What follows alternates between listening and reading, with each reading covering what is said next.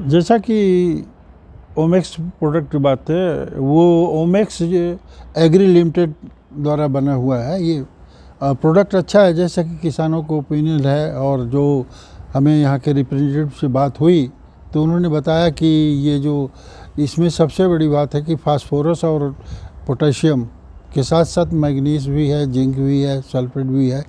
तो इस तरह के फर्टिलाइज़र एक यूनिक फर्टिलाइज़र है और प्रोडक्ट अच्छा है। जैसा कि लिटरेचर से देखने से और किसानों की बात करने से पता चला कि इनका ग्रोथ प्रमोटर का भी काम करता है।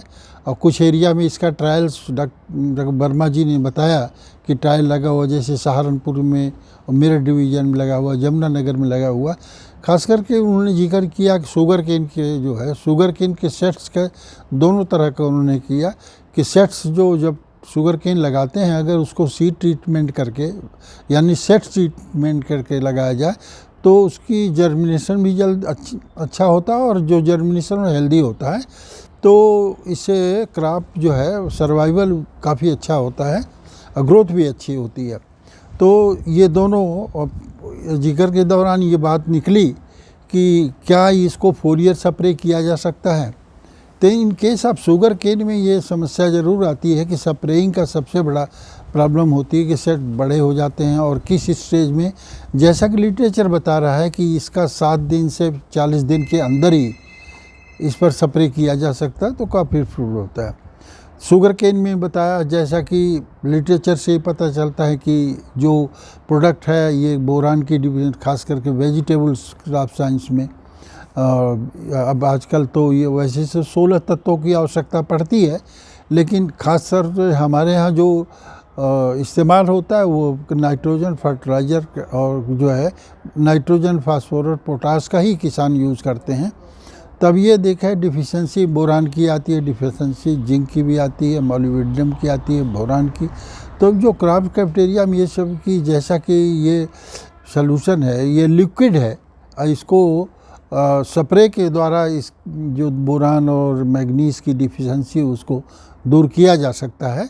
तो अच्छा है, ये सोच अच्छी है और ये इससे अगर प्रोडक्ट हमारे किसान करें तो अच्छा रिजल्ट आ सकता है। और मैंने उनको सजेस्ट भी किया कि इस तरह का ट्रायल लगाइए और किसान के एक तरह से गैदरिंग कीजिए। किसान ही स्पोक्समैन इसके बने हैं और इस चीज़ को मैं देखा तो नहीं है, जिस तरह के लिटरेचर आपने दिया है और डिस्कशन से निकला कि ये चीज़ हमारे क्रॉप कैफ्टेरिया के, चाहे वो वेजिटेबल हो, चाहे फ्रूट्स हो, चाहे सीरियल क्रॉप्स हो।